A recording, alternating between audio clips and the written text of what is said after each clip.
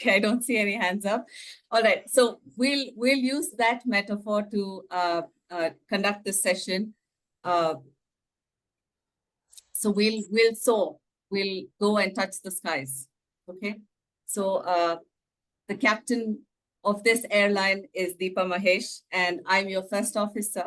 And we're ably supported by our cabin crew member Lakshan, in case we hit any turbulence up in the skies.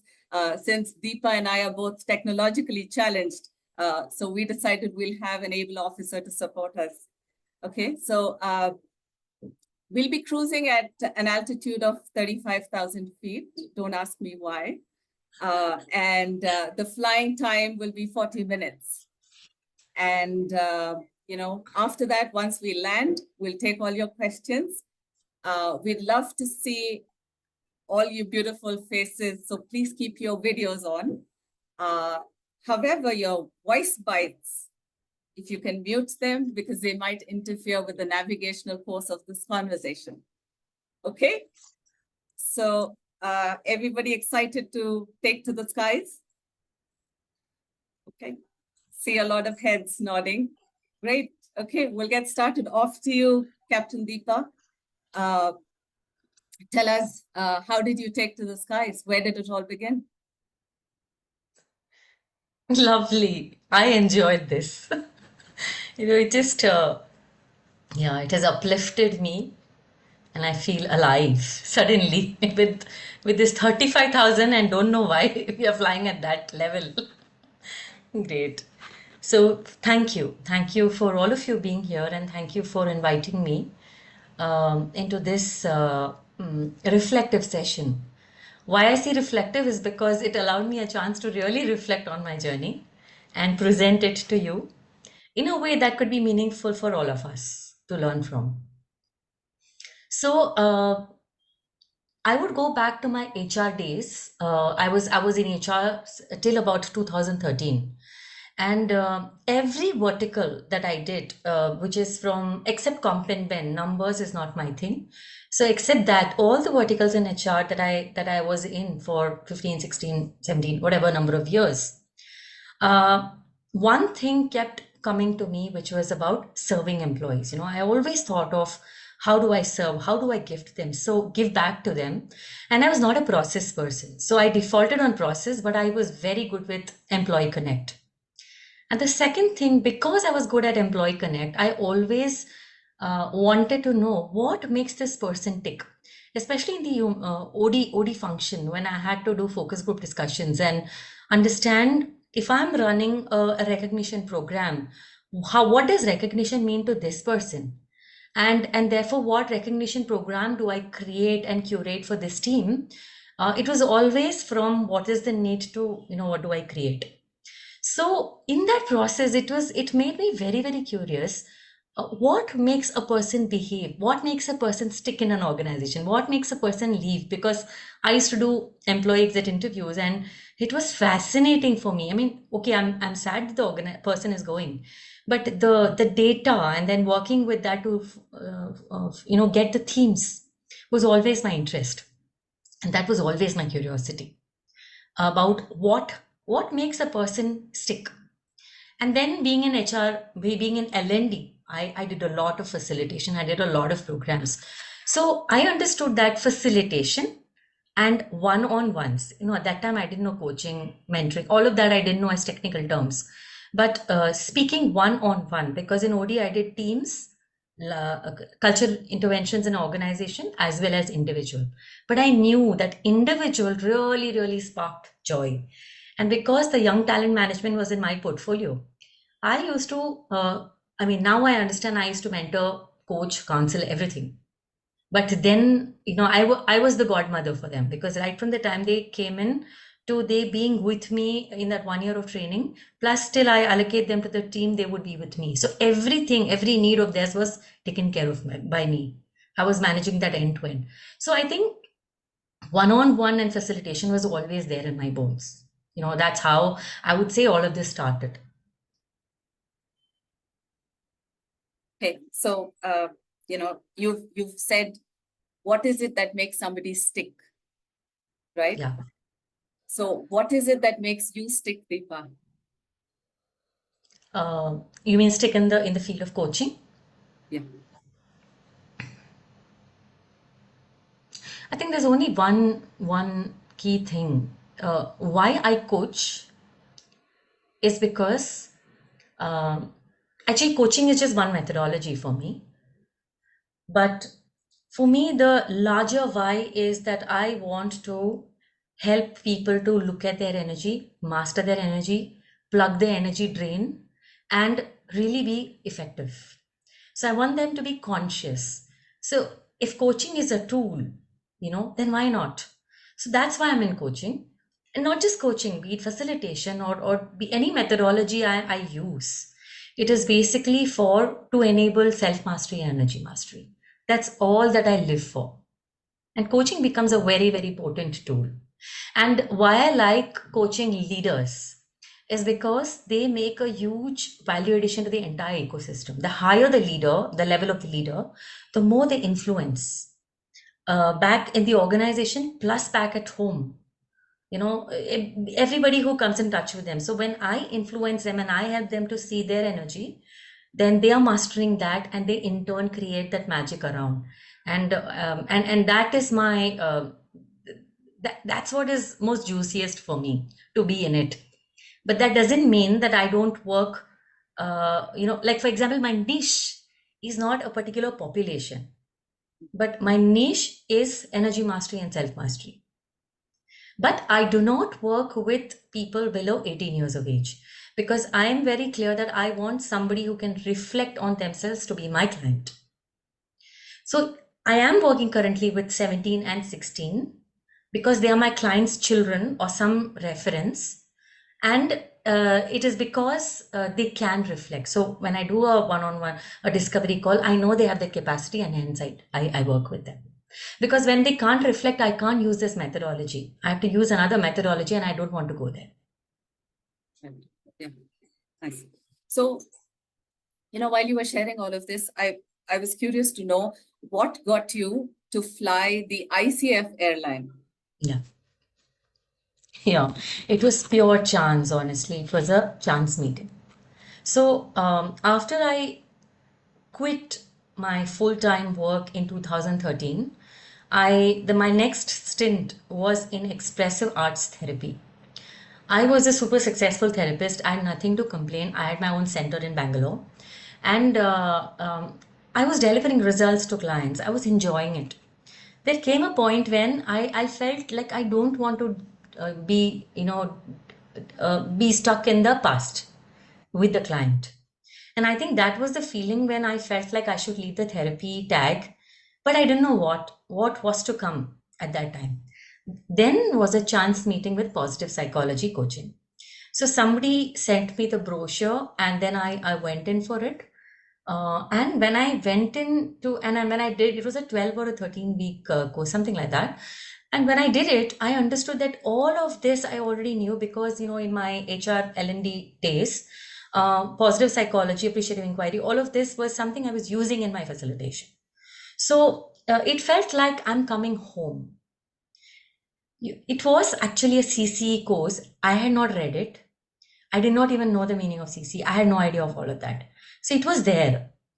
And but I did it. And she was the trainer, the facilitator was my first coach. And I was pretty inspired. So I knew that, there's something called coaching, and this is probably what I was doing. And hence I felt out of place from the therapy field. So that's how I came into coaching. And thereafter, I came across Peter Redding's work. Peter Redding's work, the first statement I read, either from on his website or something, was that you are not a human being with a spiritual experience, but you are a spiritual being with a human experience. And this just caught me because I knew he's a being-centered person. And in my work with Rudolf Steiner's work, be it in my children's school or in the field of anthroposophy, this is a statement I used to live by. Always searching for who am I as a spiritual being. So that was my question. I said, oh my God, if there's something called coaching which aligns with that, then this is the right thing. That's all. I didn't really know ICF. I didn't do too much research. Just this one tagline, and I went for the course. And, I did the course and it was superb. And I still remember the foundation session, the standards of presence and the foundation session that we did. I used it after that in numerous coaching sessions. Even today, I use it. Today, it's not that I use it mandatorily. I use it where needed, but I definitely use it. So that's how I got into it. And then I realized that, okay, there's a process of training, 60 hours, then there is a process of mentoring, 10 hours, and then there is I don't think I got into exam and all till then. I understood this, and it felt like I can't understand all of this. It was too much for me to comprehend. So I just ate with mentoring and did nothing about it. That's the truth. That's where I land. I was stuck for some time. Okay. So, so what happened after? So what happened? How did you pivot from there to getting your ACC flying license? Yeah, I did my mentoring. I had the last 3 hours group was over. Three one-on-ones were left, and those were actually recordings and working with a mentor. But somehow I didn't have the motivation, and I wondered, why do I need this? Why do I need a credential? I don't think I was clear about it. Why do I need it? Work was not stopping. And really nobody at that time was asking me for a credential. So it was never, I never thought it was important. And then after, I had already many, many hours. So I think I had by then 500, 600 hours. So, or maybe more, I don't remember now. I had asked my mentor at that point in time. She said, I then asked her, should I directly go to PCC without doing the ACC? She said, she asked me, why do you want to do it? I had no answer. Actually, I had no answer. So then she said, if you don't have a clear answer, why do you want to do PCC? So because I was not clear, I think she couldn't also guide me properly. So I left it at that until I met Shri. And he reviewed my first recording, and then he said that your this recording he will even go for the PCC level assessment. So then I said, okay, matlab, there is something in me. Honestly, I didn't know. Because in supervision, when I was a therapist, in supervision, we will look at the critical elements of where I got stuck, what was my inner when I was, giving therapy to people. So really speaking, the positives were not really too much focused on. So I did not know, it was only my feeling. And, honestly, I have to tell you, I had the imposter for a very long time. Am I good enough? Am I giving, output to clients, or our clients improving or enhance whatever is happening, whatever they've come for, is it happening to them? I was not very, very clear about it, because it's a very touchy-feely subject actually, in therapy. Because emotional shifts you can't really track. I never tracked. And there also we never made notes actually. When the session, it was always face to face. I only look at the client. I can't look here, there, anywhere else. So it was not very clear to me. When Shri said that, I almost felt it was like a positive reinforcement. Maybe there's something, let's try.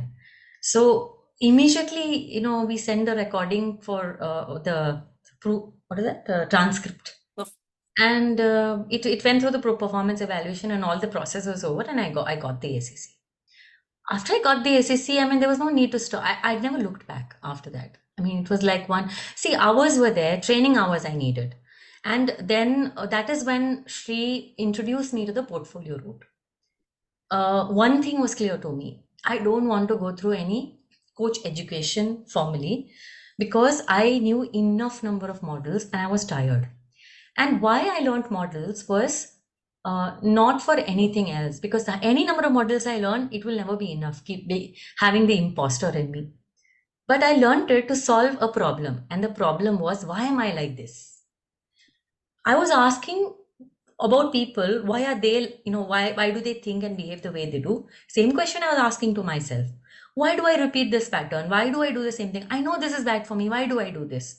I kept asking these questions, and any methodology that came in front of me which could give me a possible answer, I jumped into it. And my jumping is not swimming on the shore. It will be like a deep dive. and 35, 45, 55, height, whatever, I will go height and depth.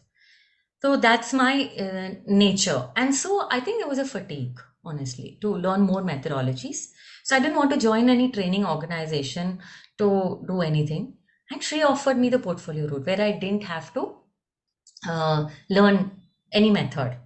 I think it became very clear to me that that's what I want to do. But more than anything, by then, no, there was a trust that I had developed with Sri as a mentor. And I knew if I'm doing the portfolio route PCC, I'm the first one or I'm the only one. He has done his MCC, and I don't think too much. If I can surrender to somebody, I will do that. That is how I've learned every method, be it biography or any other tool also.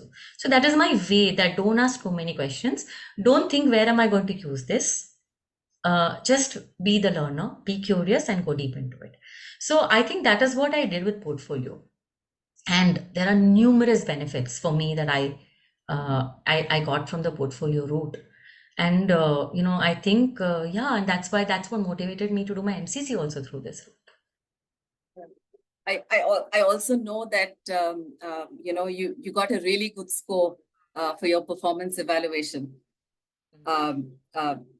As far as your recording is concerned, Yeah. I was able to look at that. So what within you, Deepa, makes you present yourself the way you do?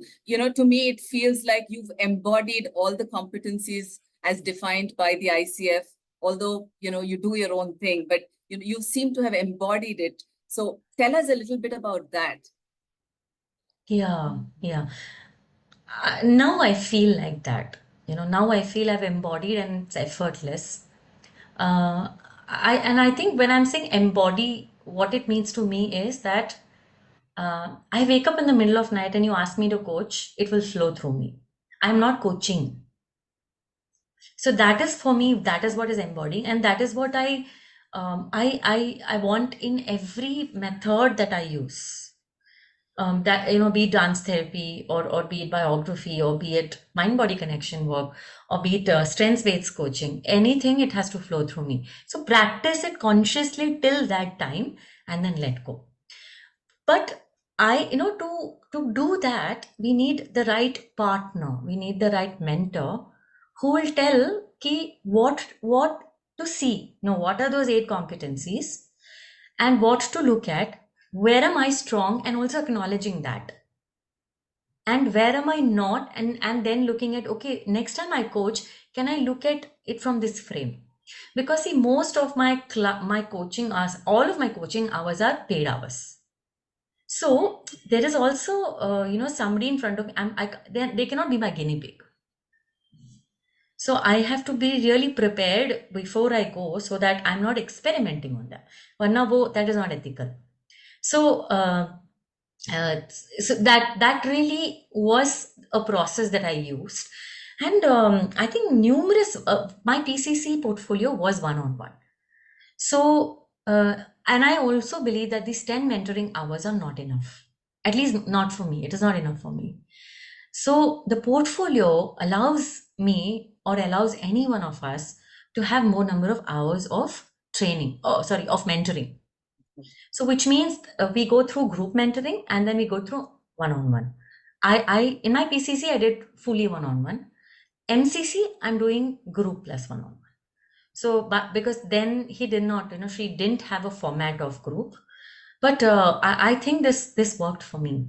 So we could really look at every recording and we could really nail, okay, competency 4 to 7, I can use my think. So I don't need to change my style. Competency 3, yes, I need to go into setting the agreement in a way. And the question is, why do I need to do it? Not because my mentor is telling me. I want to do it because 4 to 7 will become much more effective if 3 is solid. If I know what is the goal that needs to be accomplished, then I can swim with the person and allow the person to swim also. Both of us are aligned. I understood this why. And I remember 3.4. A lot of times I did not understand it. And I think I would go back to Shri and said, can you explain to me again? Can you explain to me another way? Can you explain to me again? Because I didn't get a hang of it. Once I got a hang of it, I do it my way now. All of it, I do it my way. And it's fine. And that's what I learned from my mentoring, that it is fine to do it my way, because this is my most authentic way. And that's when embodying happens. Same with competency 8. After we cracked the competency 3, 4 to 7, I was okay. Then we looked at 8. Towards the end of PCC and the beginning of MCC is when I started focusing on. So I'm looking at my mentoring as a journey, okay, not just for a particular credential. Till the end of PCC, we focused on 3, we nailed it.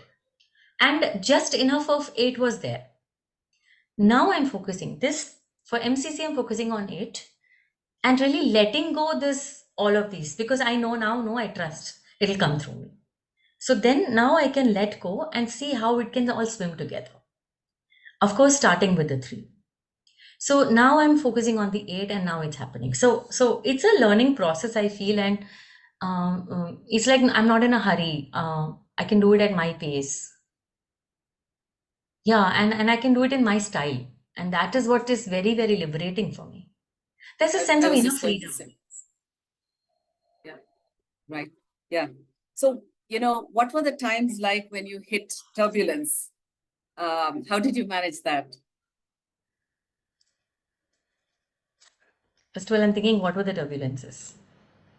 So I read Sri writing on our group saying that there were more valleys than peaks. So I was curious. See, most of the times the turbulence will be my inner self-doubt, actually. I mean, that's what I remember the most. Am I good enough? Will I get there? It was never for me about will I get hours? Will I finish this? It was never about that. It was like, am I bringing a change to the client? Am I good enough? Will I get this mastery? Because I'm a big fan of career anchors, and that's one of my offering also. So my career anchor is technical functional competence, which means mastery is very important for me. And knowing that, I don't budge. I just go into it because I know I'll not be satisfied till then. But the question is that this imposter is never satisfied even if I get there. So that is what I had to distinguish. And I think that was the biggest turbulence. Then when even in recording, some recordings will really go high, and the same me in the very next recording, something will not click, and I would wonder why. So that would take me down. I remember thinking, should I even share it with Shri? What will he think? It's not even a good recording. So I think, yeah, that's what I remember as turbulences. But I think I just stayed with it. I just stayed with it. Every time I had a doubt, I would go back to him. And every time, and then we would look at, okay, let's look at the recording together. And then we would do the cheer fad, literally we would, slice it. And to the extent now I know which recording he should see and which not. No, why waste his time, no? Yeah, absolutely. Absolutely. Because if I send it, the next morning he would have seen it. So I don't want to waste his time. Karma. Law of karma works. Yeah. See, so I think that was one more thing I learned from the portfolio path, being in the journey, that acknowledge what I'm doing well. Which when we are in a group, I couldn't, that doesn't work. But in a one-on-one, it worked for me very well. Because I was able to acknowledge and he acknowledged me where I have shifted. And I remember he would give me an input, and the very next day I would have in my next client session, I would have focused on that and shifted it, and that recording will be with him, and he would be surprised, ho gaya, you already implemented it. So I think that's my strength, that I will work on the input given in the very next moment, so that I don't move, I don't lose the essence. And I would make detailed notes, my journals also, my detailed notes would be there, so I know what has shifted. And yeah, now I think it's pretty much I don't make so many notes actually. You're in the auto phase. Yeah, looks like. Yeah. Very cool. Uh, so But one more what? thing, Madhu, Go ahead. I want to say one thing is portfolio path is not for everyone. And I would say that also that it is not for somebody who's specifically looking at models to work with models. I work with presence. So if you want to work with models, then going to a regular, training institution and doing it is good because then it brings you a sense of security and it doesn't interfere with your presence. Because if there is a doubt going on at the back of your mind, and that interferes with the presence, it will not work for you or the client. Right. Yeah. Yeah. Thank you, Deepa, for sharing so elaborately, your own process, your own inner work, and where it's brought you. If there's something that you'd like to tell all of us pilots here, what would that be? And like you said, the portfolio path is not for everybody. Yeah. Yeah. So Yeah. Just catching on your inner work, the word, that's my favorite word. Uh, when I reflect, actually, more than the coaching competencies that I'm learning, I'll continue to learn and deepen. I think the last 20 years work I have done on my inner self is paying now. I'm reaping its benefits now. I was solving a problem. I was trying to see why am I so screwed up and why cannot I be different? Okay, or why am I so messed up? And I was solving that problem. Solve karte karte, in that process, I do not know when I started loving it. And it stopped becoming a problem and it started becoming an aspiration. So I remember when I was in the coaching business, and some years ago when I had hired a business coach, and she asked me to write down the pain you're solving. For me, it's difficult to write pain because I work on aspiration. Okay, it doesn't work for me, this pain business. I know businesses run on that, and one has to look at, because otherwise your product will not be bought. But what do I do if my inner self says that I work on aspiration?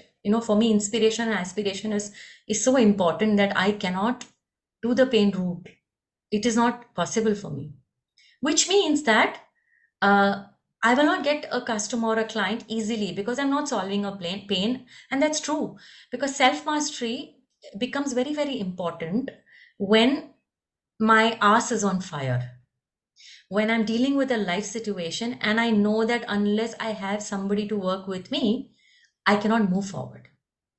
It comes to that extent. But those who work on their inner self proactively, invest time, energy, attention, effort, and do in any methodology, I personally feel that they will be a far better coach effortlessly and will embody all the competencies.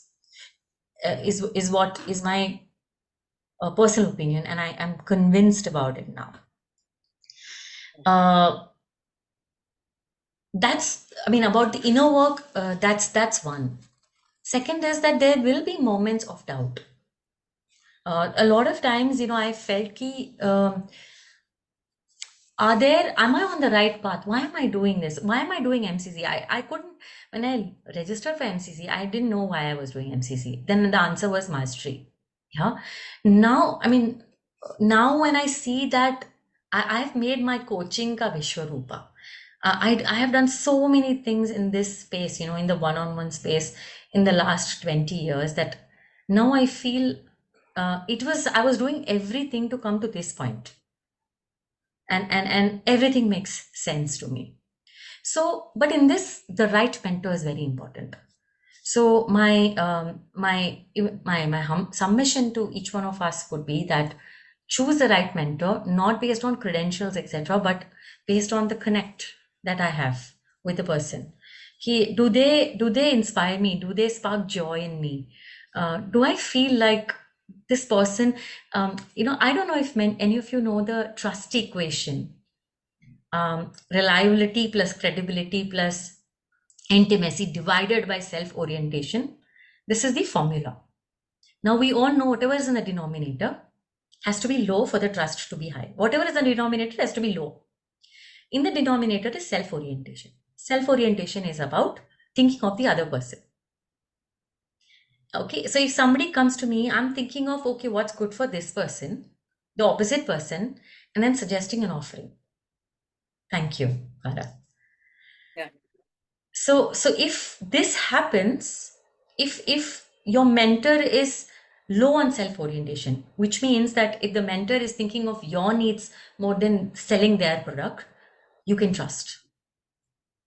You can trust that mentor, whoever that mentor is.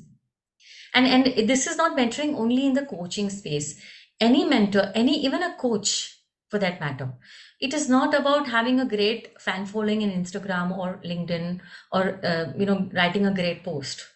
But having that connect with that person and sensing that energy and is the self-orientation is low. This is my principle. And now I'm seeing that how can I walk that path all the time? Yes, Rajneesh, thank you. Yeah. Thank you, Rajneesh, Farah, David, Yeah. my stuff. So this is the way you Deepa, can choose the mentor. yeah. So Deepa, just extending to what you just shared, how do you choose your clients? Or do they choose you?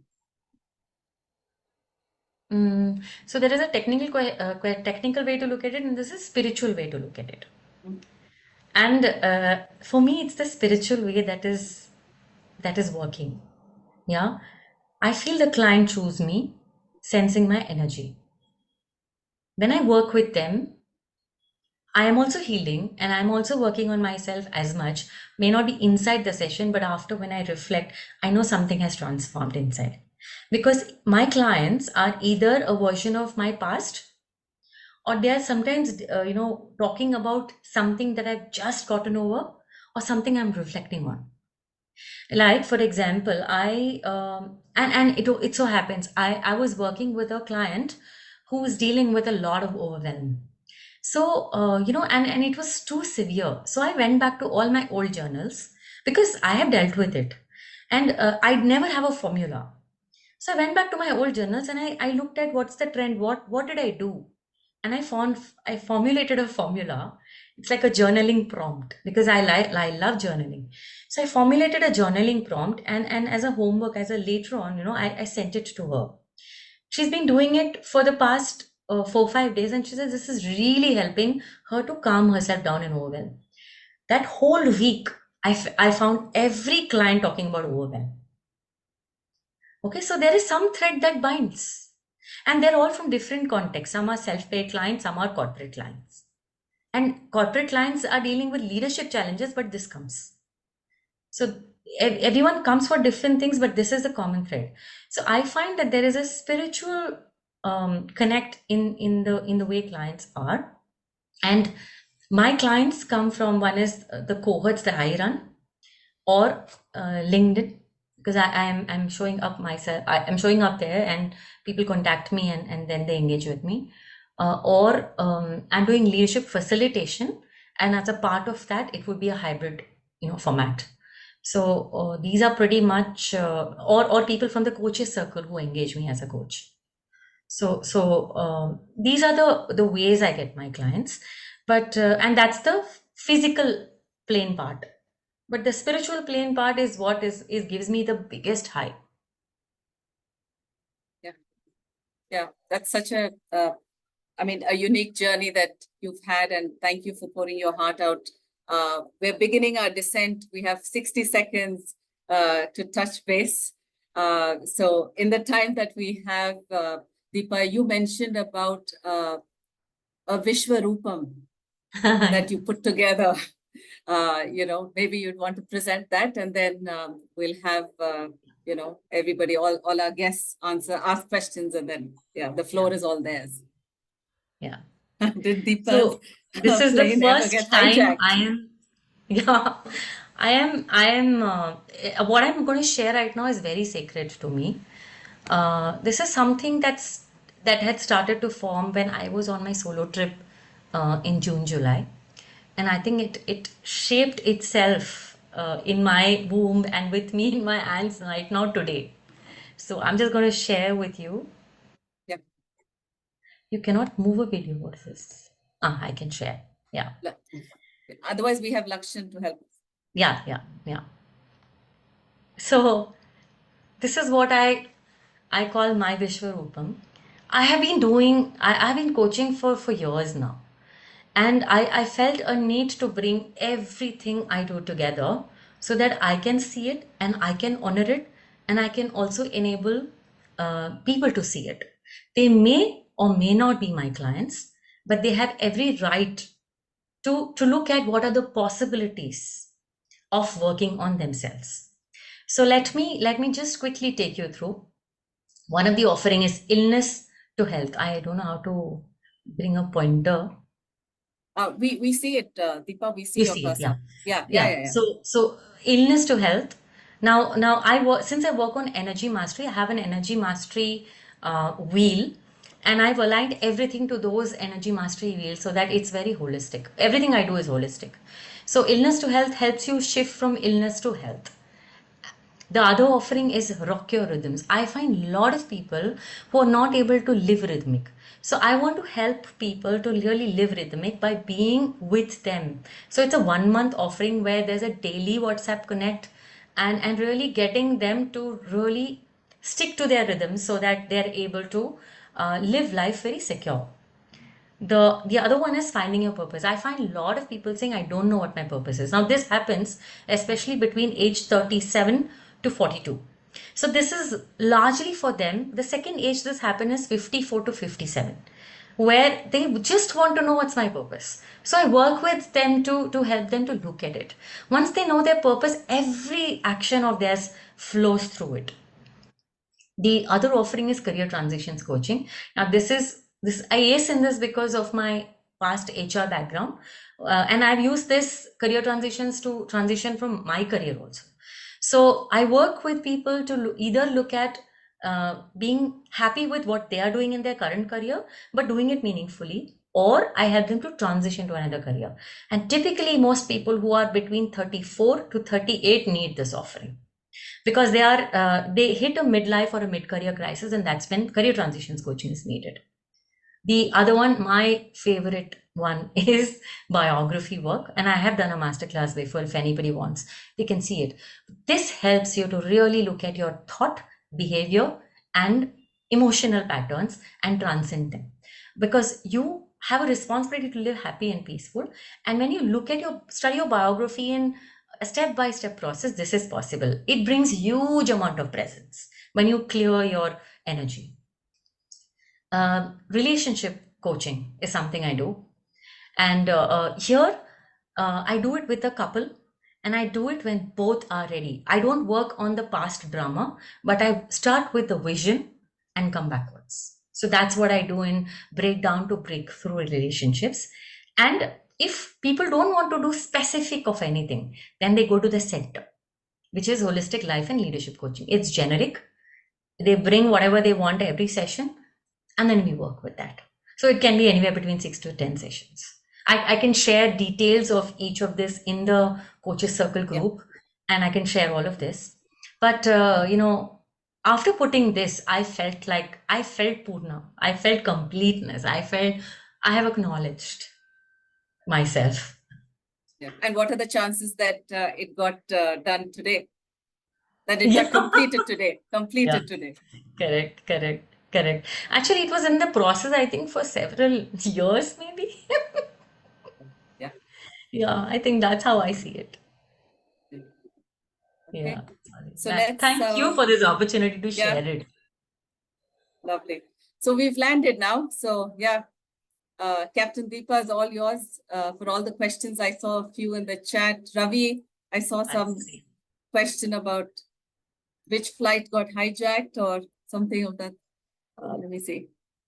Did Deepa's plane ever get hijacked? Simple pucho yaar. What does it mean? Where are you? When you say hijacked, Ravi, what does that mean to you?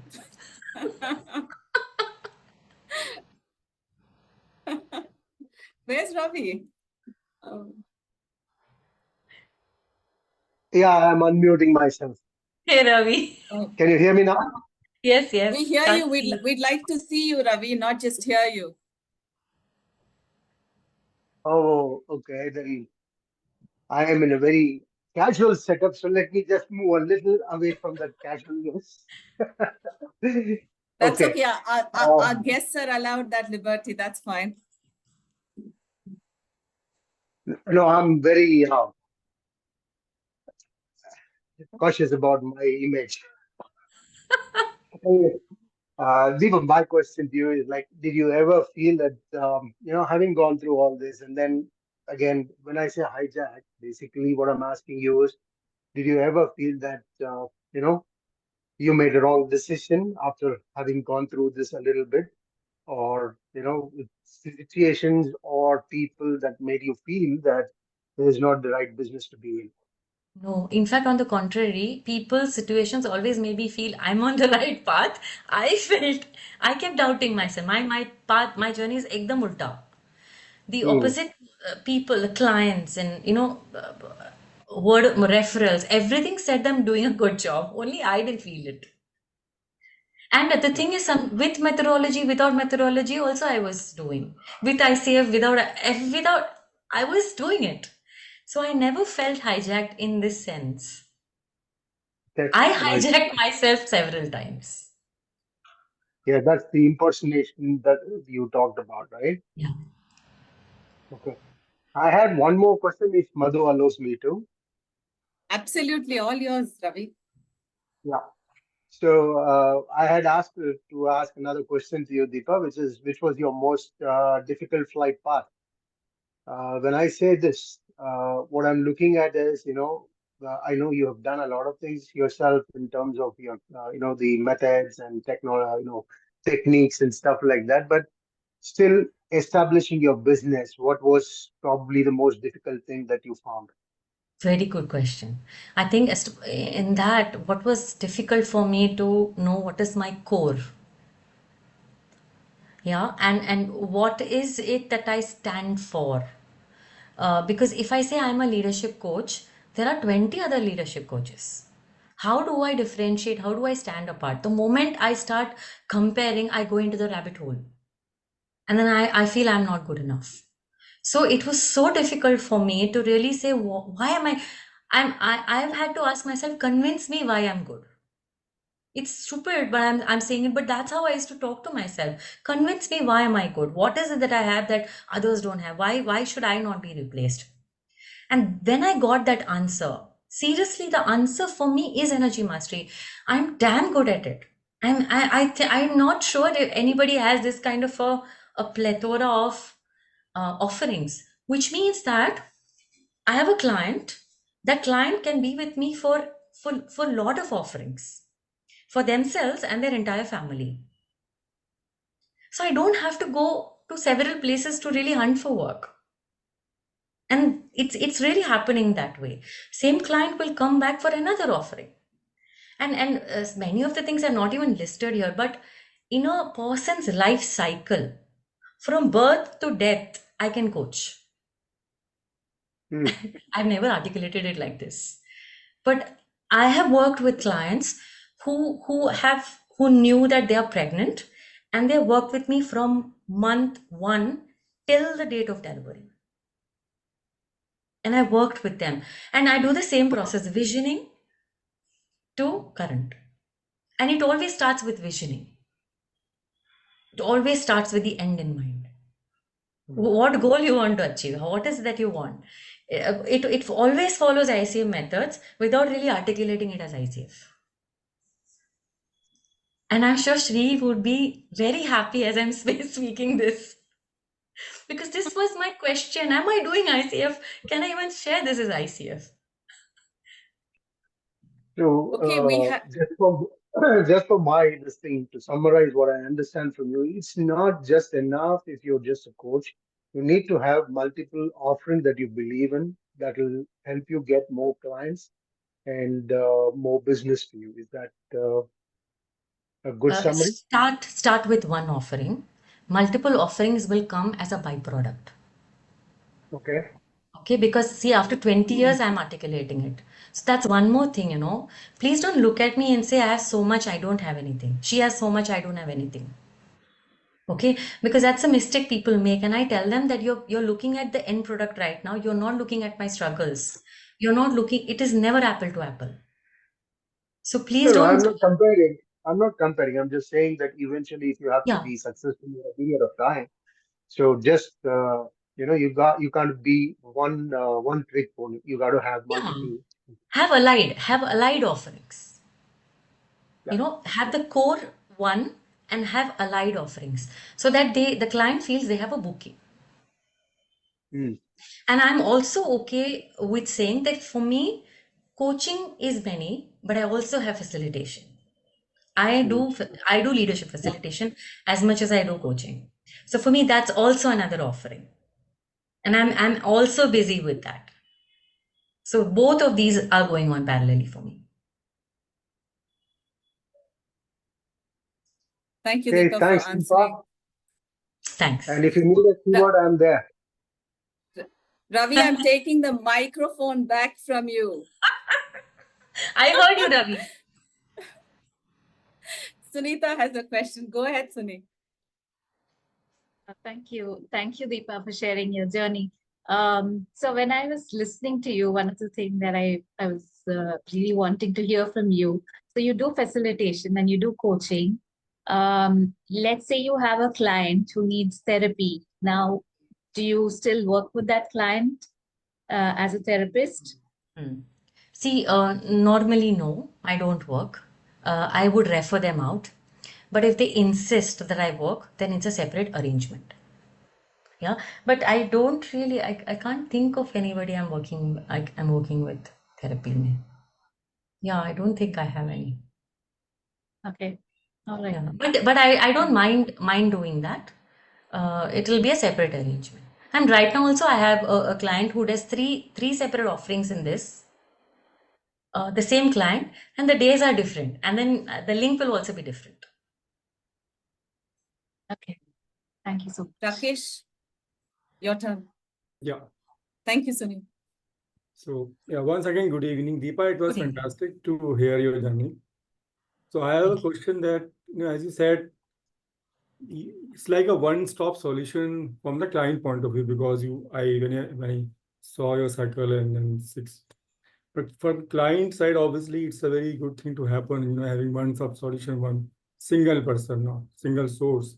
That's good. But as from your point of view, I was just thinking, when you're playing with 6 different kind of, things, does it become overwhelming for you sometime? And when it becomes overwhelming for you, or maybe to an extent, I'm just putting that getting yourself getting confused, too many things you're doing. So does it happen? Number one. And if it happens, how do you manage it? No, it doesn't happen because see, I think I have to tell you because in my OD background, OD work that I used to do, I used to deal with culture change data. So इतने सारे data में my job was to really look at the culture change data and look at and synthesize what is the theme that is coming from there. So many years I've done that is what I do even here. When I'm listening to the data of the client, I actually have this ability. I don't ask me what is this 1, 2, 3 step.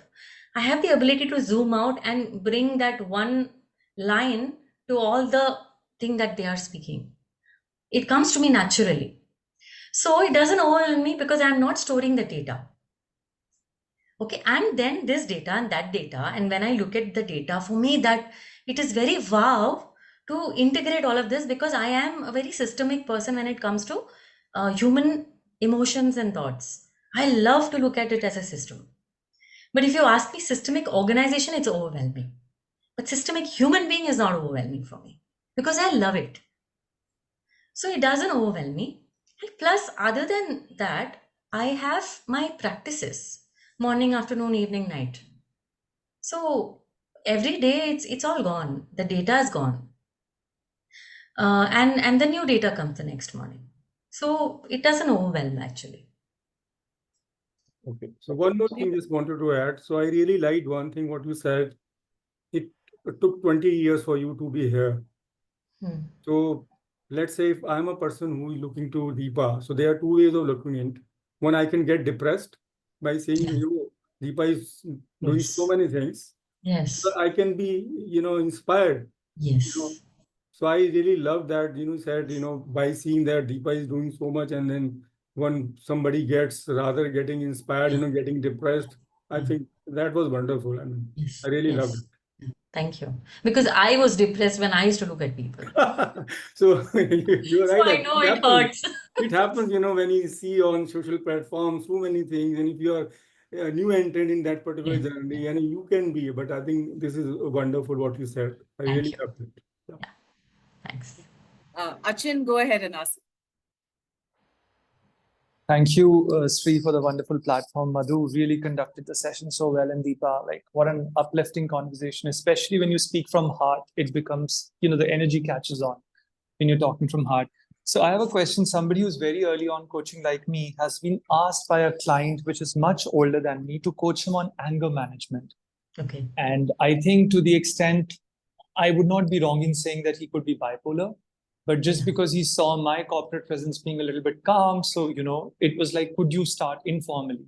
So my long question short is, how do I know that I've been successful at it? Because, part of it is coaching, part of it is conditioning. So, so how do I know I'm making some progress on such a client? Thank you. Yeah. So have you begun the engagement with this client? Yes. Okay. So what is your sense? The how do I know is basically the sense you have, and then you would have this check-in process. Like if it's at how many sessions do you have? I have agreed for 7 sessions for now. 7. So you have a midpoint check-in, and I would check in with the person. Like it wouldn't be a coaching session, but a conversation. How is it going? And that's a check-in at the midpoint, maybe after the 3rd session. But check in into yourself after every session. What is happening? He's come for something. What is happening? Now, I've seen that when clients come for a particular issue, that is just above the iceberg. Iceberg again is my favorite. That's above the iceberg. I am angry. Anger के levels होते हैं. Okay, I'm angry because most of the times anger comes because my need is not met. So then I would really go into the layers of thoughts, layers of emotions, under emotions, and then actually it will never be anger management. It will be something else only.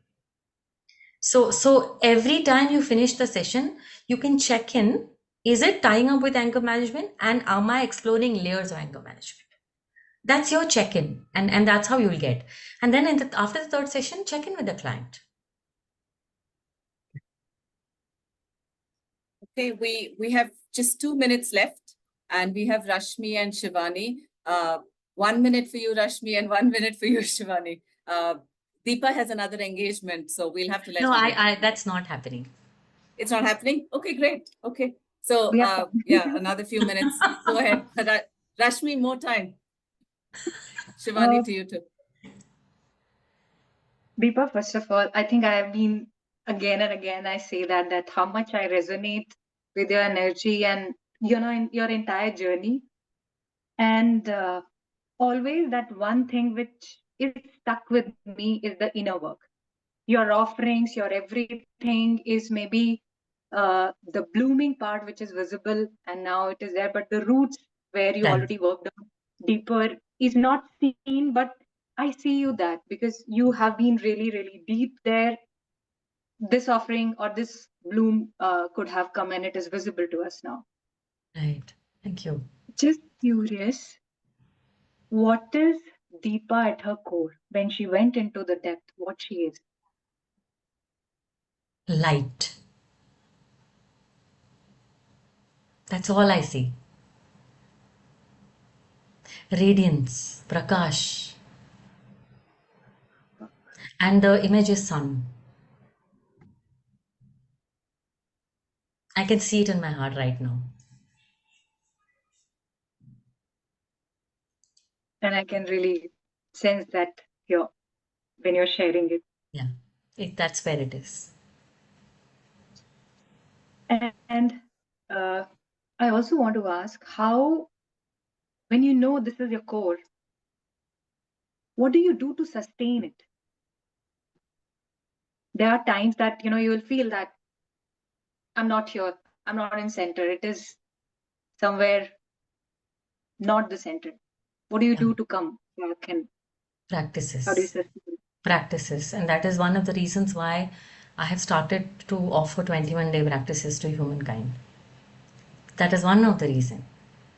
Because I'm an equal participant of uplifting consciousness in humankind. So that is why, any practices. I know of people who say, I was on track when I did the 21-day with you. After that, I'm on track. Okay, wait for October. We'll start another 21-day. We'll not give up. We'll not give up. Because our inner is like that. It is like a kutte ka dum. Dog's tail, it will go back. But okay, we'll straighten it. We'll straighten it. We also won't give up. We'll fight with it. We look at it in its eye and take it head on. One day it has to straighten. And that day you'll know it's peace. You're not fighting anymore. And at that time, the way I feel is that in that moment, even if rhythms don't sustain, it will not impact you. Because the clearing is happening at a daily, it's happening at real time. The clearing of energy. You're not waiting for a process to clear it. I don't know if I'm explaining it, but that's how I'm feeling. That's how I'm living right now. Like one day, if I'm oversleeping, I don't have a problem. I miss my rhythms, it's fine. There are quick ways to do it. And I have learned it. And though earlier I wouldn't do it because there would be shortcuts for me. Now I'm okay with a shortcut because I know both. I know the long cut and the shortcut. And I work with the Panchakosha, so I clear every kosha. Every kosha I clear. And this has been a practice for many, many years now. You do it for yourself. Like you don't need another person to do that. Okay. Understood. One more thing Shivani? I have in my Oh. mind. Sorry. Someone who is also on the journey of self-discovery and trying to find out their core, what do you have to say for them? Keep asking the same question again and again and again and again. Being consistent on the inquiry. Same question again and again. How when we do our coaching, we ask the same question, no? What do you want to discover and or take away by the end of the session? Same question you ask. You will find different answers each day. And then capture those answers for you. What is my core? Whatever is the moot question, capture it and capture it and capture it. And one day, you'll know I've landed home. And that's home. Then from that home you operate. Then you'll not go anywhere. You'll not want to go anywhere. You'll be in your home and satisfied and happy with freedom. What if that question, the answer is coming very different at times? Not absolutely different, but different at times. And then you feel. Keep writing. Keep what writing. What it is. Keep writing. Keep writing. Keep writing. Don't think. Don't evaluate. Keep writing. And it's like when you sow a seed, don't say, okay, pull it out and say, did it root? Did it root? No. Let it root. Let it root. Let it root. Let it root. It will show. You have to have patience. Until then, whatever job you do, you do. It doesn't mean that you have to stop your life when you're asking this question. Do whatever. Even if you feel disconnected, do it. One day you'll land there. Okay, over to you, Shivani. This helps. Thank you, Deepa. Thank you, Deepa. That answer was very beautiful. I loved it. I saw you nodding. Yeah, I loved it. It's beautiful. Keep asking the question. It's beautiful. Yeah. My question is a little different from what we've been discussing. I'm currently, in the process of figuring out what my offering is for, I don't know, the end time. However, the question is around how much structure and how much fluidity should I keep? Because a lot of times, I've struggled with, when you are pitching to somebody, they want to see what's the journey going to be like. And I feel like if I put the, the steps in the way, I'm kind of giving direction and it's no longer like coaching. So how do we strike that balance? And do you have any tips for that? Yeah, oh God, you're talking my mind. I struggled with this all my life. And now I don't struggle because I actually don't have a structure. But these offerings, I actually realized that when I introduced my Purnatva cohort and I put a large structure to the 6 months journey, what I realized is that it was easy for people to make a choice on joining the cohort because they had clarity and they knew this is what I want. That was my biggest learning of structure versus flow. If I show some clarity, something inside the session, what I'm going to do, I don't know. So can I bring fluidity in structure? Can I bring the two together? And this I learned from the since I'm a eurythmy practitioner. I mean, I do a lot of body work. I was moving to this symbol of the infinity, and I do a lot of work with the infinity. So whenever I move, it's a practice called eurythmy. When I was doing this eurythmy, when I was moving through this, I realized that one side when I go is flow, the other side I go is structure. And the infinity is complete when there is flow and structure. From this, I realized how can I apply it to my life? So in everything, can I bring this principle? And like I told Rashmi, I kept asking this question. Okay, and exploring and then offering. So today, then what happened? I offered another cohort, which is on leading with presence. And that came to me when again I was on my Europe travel. So all the pictures in that brochure are from Europe because the inspiration was from there. So the inspiration is flow.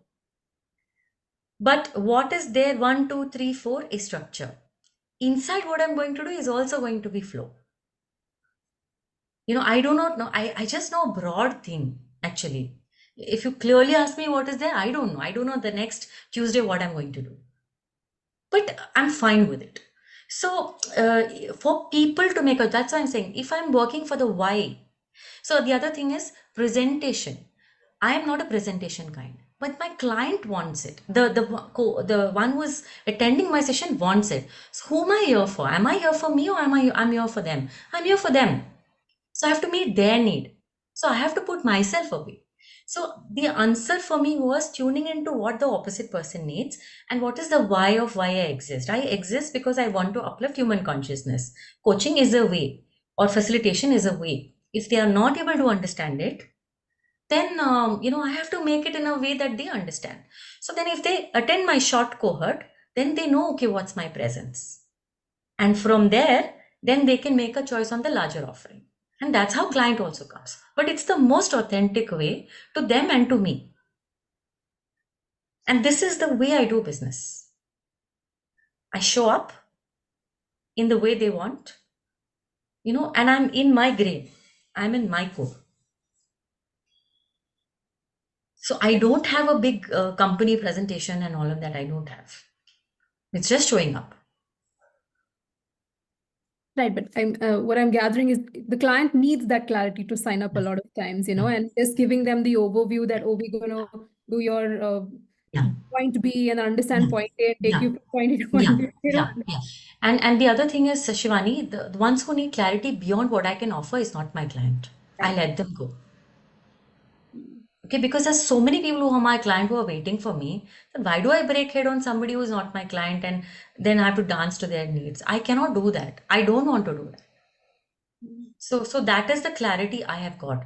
And the moment I structure, I'm so surprised. People just line up. And I'm like, okay, I mean, I never knew that this is my biggest, 21-day journaling I announced. In one day, 68 people were in that group. I don't know them, who they are. Which means people are looking for they're looking for structure. This was my biggest takeaway. And if I have to be true to that why, then I cannot bring myself as a hindrance. And this is my journey. I'm just sharing with you my thing. Maybe it can resonate with what you're asking. because I struggled with this. It does, it does. It's beautiful. One of my mentors had introduced me to the concept of fluid structures, which I love. It's about having your some fluidity in your structures. And I love this image that you gave in my mind Yeah. today. Both of them need to be together to make Yeah, it yeah, in correct. finite. So thank Yes, correct. Okay, Fine. let's move the Fine. microphone to Payal. Thank you. Brilliant session, Deepa, and what an inspirational journey. Thank you for sharing that with so much warmth and authenticity.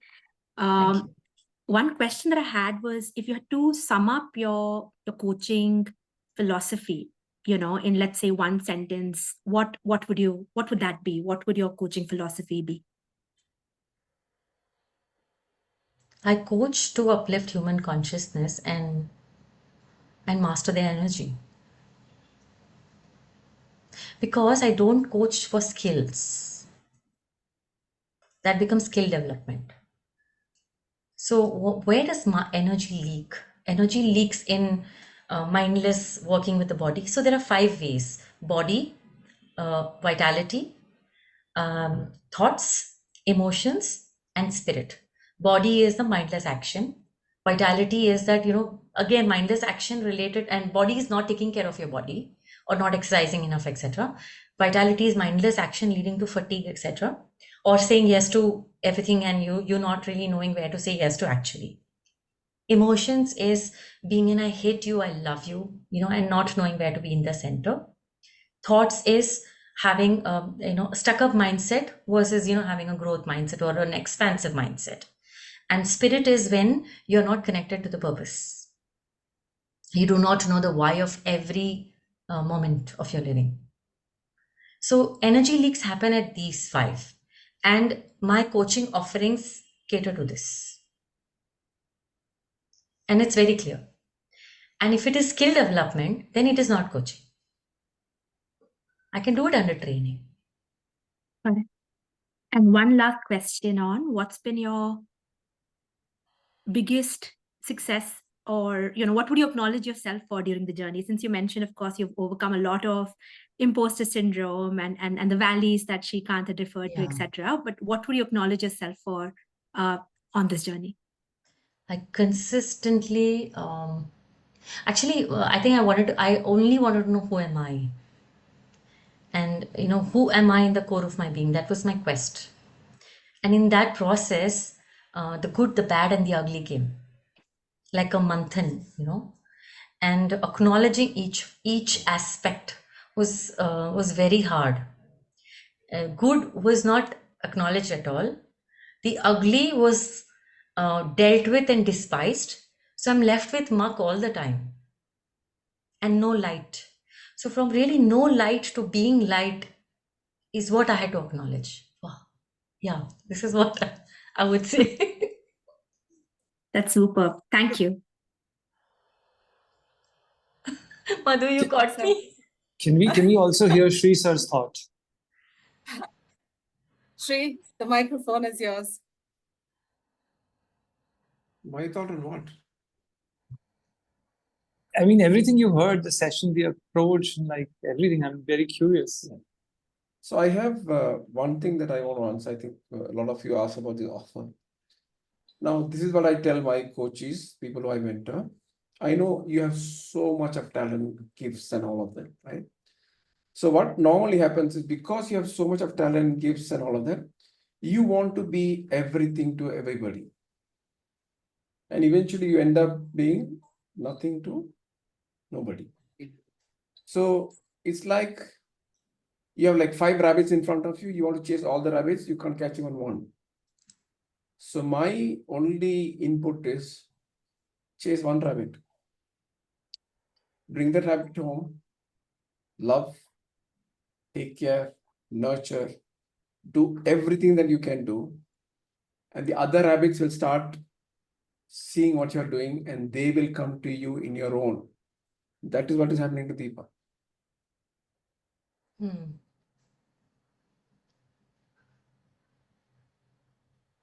Yeah. And the other thing I would say is find a mentor. Find a mentor or a coach, whoever is able to see your potential and pull that out and put you on the right path to get the work done.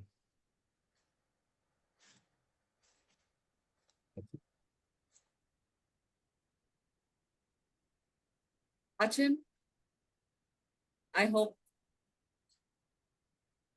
Great. Okay. Okay.